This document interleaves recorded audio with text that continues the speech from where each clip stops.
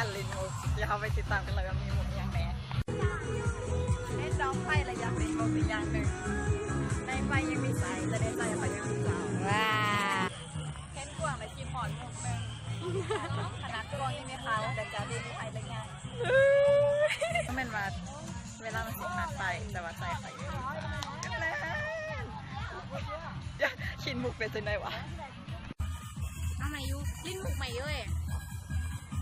คิดมุกว่าท่านออกอุ้ยเคยคิดมุกว่าท่านออกมึงยังบอกเลย คิดมุกว่าท่านออกบอกได้แต่ว่าฮักเจ้าเน่ไม่ได้นัดที่ไหนมาเลี้ยวหอยอันซางก็จะ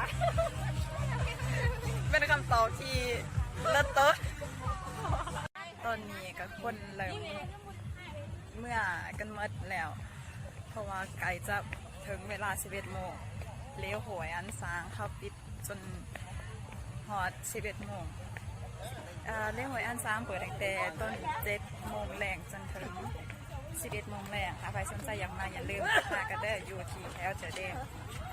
สำหรับคลิปนี้จบแล้วบ๊ายบาย